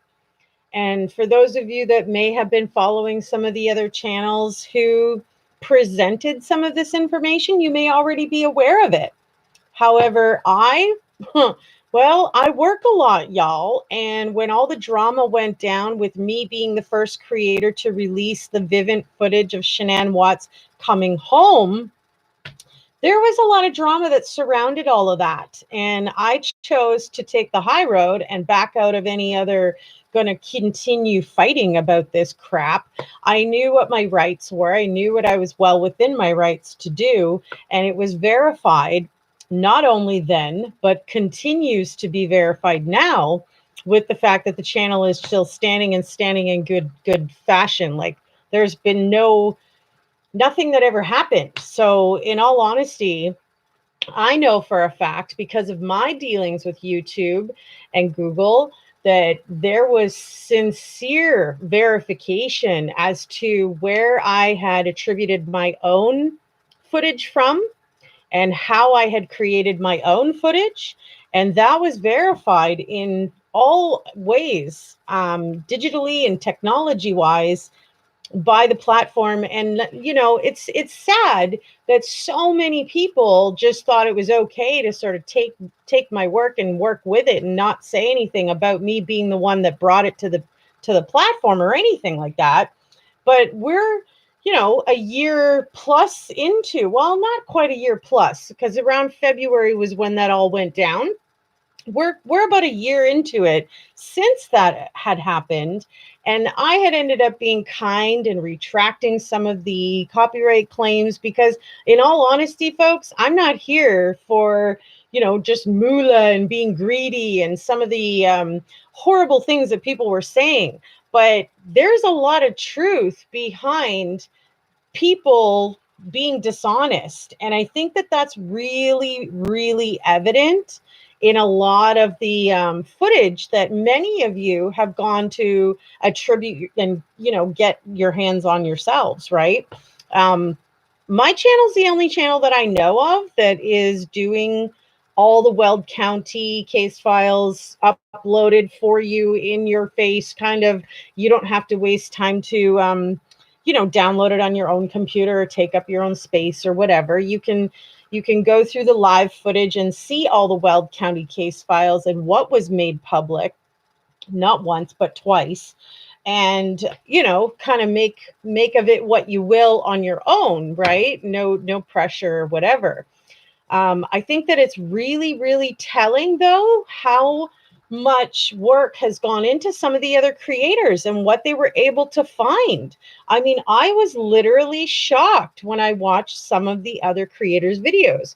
Now, like I said, I work a lot, right? So I don't have all day, all night, all the time where I'm able to just solely look into something that's of interest to me. I also work outside of the home. I also have a few jobs online. I have a couple jobs outside the home. So I'm really busy. I try my best to manage my time accordingly in order to fit in the research and the appropriate work that needs to be done to put forward credible, honest, authentic, videos for all of you guys, right?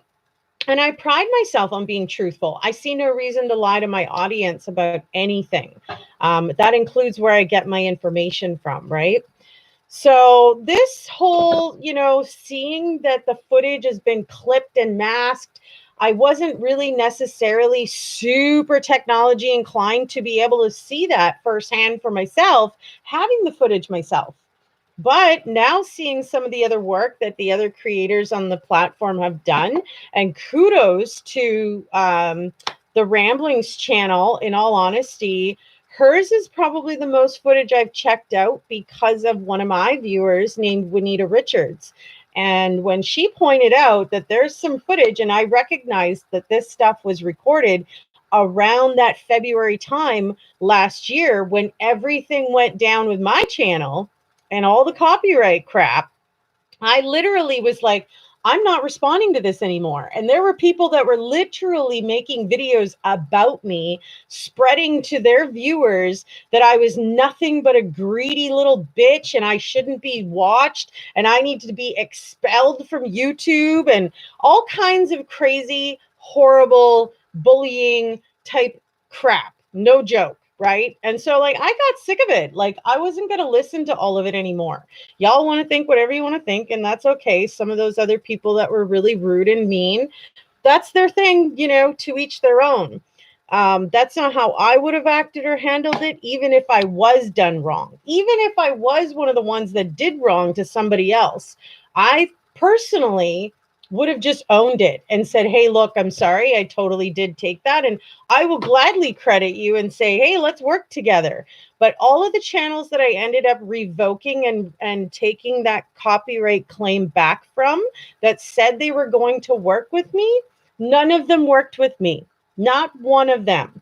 And I feel really bad that they had to slyly go about their ways to take some of my work, to use it as their own, and only for it all to blow up the way it did, and for me to be found right in the end. And I'm sure that a lot of them realize that now and still maybe don't understand what the hell happened. Why am I still running? Why is everything on the up and up? Why wasn't I shut down? Well, there's reasons behind that, but I have a legal background and I try to abide by the laws and the rules. Now, I wanted to make a special note in connection to people supposedly going around YouTube that are like these swatters or something.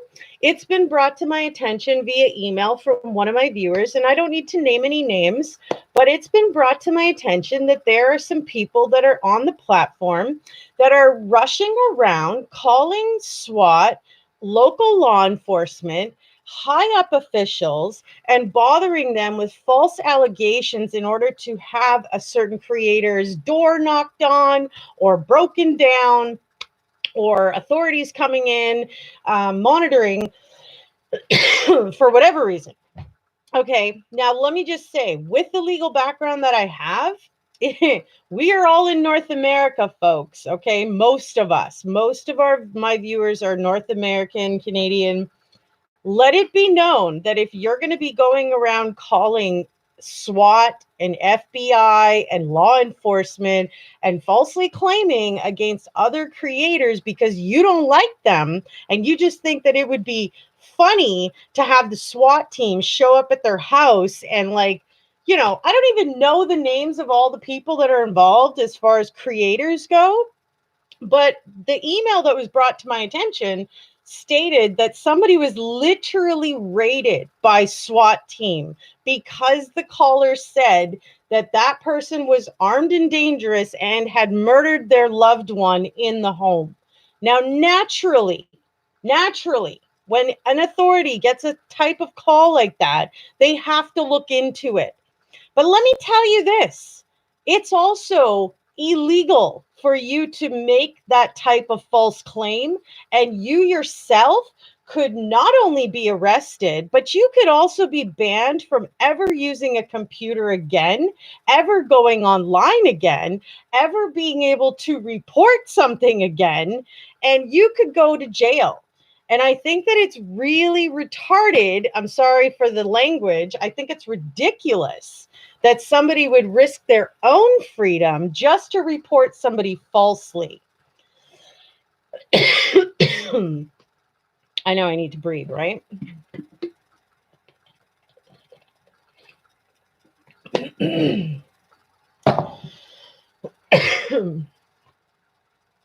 So, going ahead and falsely accusing other people because you don't like them and you just want to wreak havoc and create hell in their life for some stupid reason could actually turn out to backfire on the people who are doing that. And it could create a huge situation for you to not only be locked up yourselves. I quite frankly, while I was reading the email, thought it was pretty stupid that anybody would falsely claim some type of crime to authorities and have them actually take the manpower out of whatever other crimes and help is actually needed to go over and look into some kind of crap that some freaking teenager or some whatever person decided to call in on someone else because they don't like them. Like, come on, people. You know, like, so this message isn't for my viewers. It's for the ones that are going on YouTube trying to falsely SWAT and being online YouTube swatters or whatever the hell you want to call it, going around and kind of accusing other people of falsely making, you know, some type of claim that they've done a crime. So regardless, you know, it's nicer to have a platform where we all get along and we can all interact and we can bring our opinions and our objectives to the table without being ganged up on and beat up on. And the truth will prevail, you know? So in all honesty, if anybody has popped into this show and you are one of those people that have done that, be forewarned. You know, as somebody with a legal background, for crying out loud, that's just 101. You can't just report falsely, and you can't impersonate doctors and lawyers and police. It's illegal. Okay. So you might want to read up on some of those things first before you go ahead and start just planning your vindictiveness because you don't like somebody. So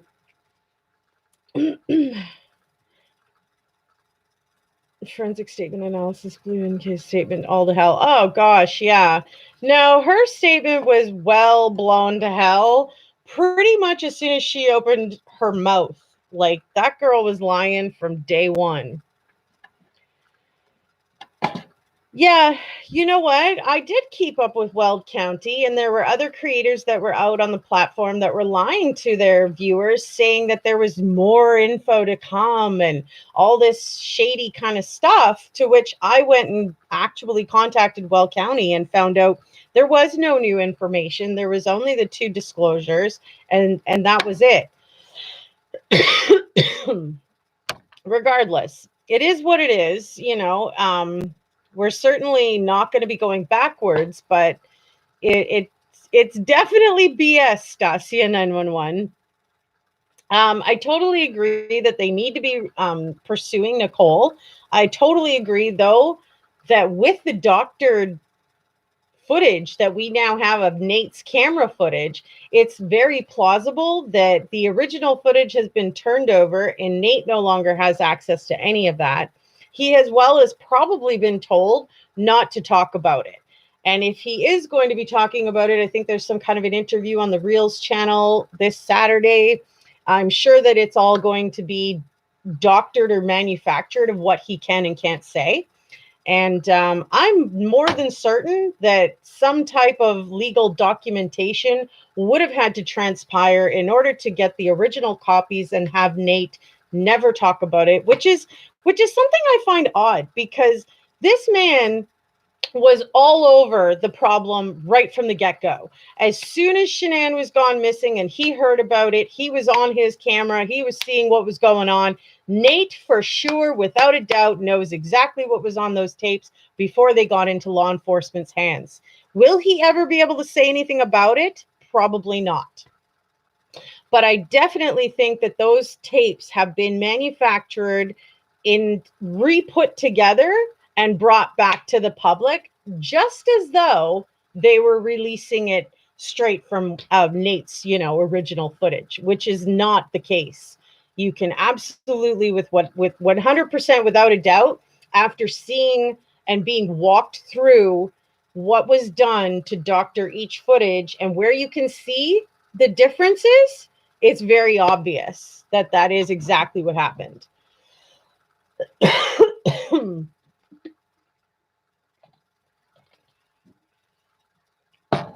It is what it is, if I was in the wrong, if I did anything wrong, I certainly would have been in trouble. And that never happened. I've been shut down, slammed down, and cut down for many other reasons, to which I'm not going to address at all, verbally at all. But it has happened to my channel for various situations. It never happened for that copyright situation. So it's unfortunate that so many people were fooled into thinking, oh, this common use and this, it's fair use and all that. It really wasn't the full case. But that's the difference between somebody who knows the legal background and somebody who just reads one little portion of it and thinks, well, then they know it all, So, and even I don't know it all. So all I'm saying is that if it would have been wrong, I would have been in the wrong, and I would have been wronged, and I would have been punished. And that's just not even the case at all to this day. So, but it's unfortunate that we have bits and pieces of this information and we don't have the full truth, nothing but the truth, as the justice system says. And it's really unfortunate that the Ruziks were fooled, in a sense, by law enforcement for whatever reason, whoever they're protecting, for whatever reason it is. I don't know whether that's financial or some sort of cult or something. I don't know, right? There's been a lot of conspiracy theories that have been thrown about. There's only several few people who really honestly know the truth. And I don't think that truth is ever going to really come out in our lifetime, to be honest. So it is what it is, folks. And I truly have enjoyed hanging out with all y'all tonight. I mean, if you have any other questions, please throw them at us, Let's chat.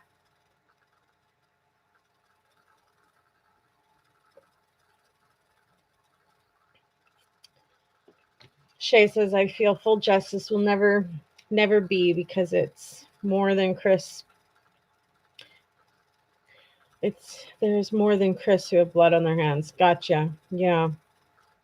Yeah, it's definitely unfortunate that there's so many missing pieces and questions, and the case was shut so quickly. I can't think of another case ever that's ever been a murder case that's been open and closed as quickly as this Christopher Watts case was. Literally, crime happened first 2 weeks of August, and by September, he was being sentenced.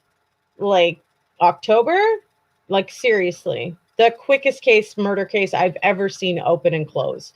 Definitely shows that there was someone else that was involved, and you can see that just with the information that was put out by the mistress herself, the words that came out of her own mouth. She made a liar of herself over and over and over.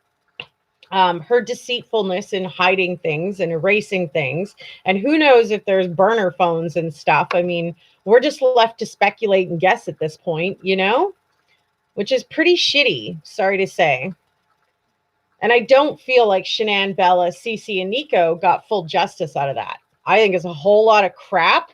And I think that law enforcement team and everybody who had a piece in covering up anything should be ashamed of themselves. There's no need for somebody to just not go to jail because they were involved or they knew about the crime and they didn't stop it.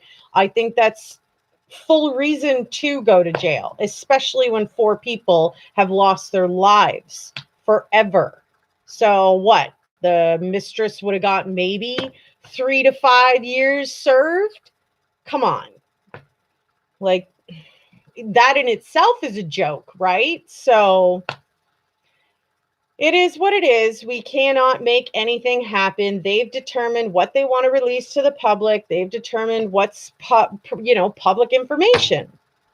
And, they've already gotten their ducks in a row, if you will, the old saying, right? As far as what they were even going to release to us. So I think they knew full well it was going to be a run around the circle, try to figure things out type public information.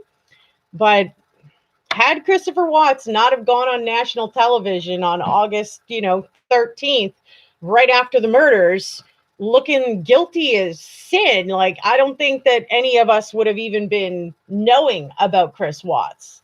He kind of opened this door all up on himself, and, here we are today. So, but yeah, it's been amazing hanging out with all of y'all. I can see there isn't too many more questions. So we'll be back Sunday, 1 p.m. Central Time for our face-to-face hangout. And then next week, Wednesday, we're going to kick it back into the Weld County case files. Like I said, there isn't very many left, guys. I literally have, what are we on, 53 today?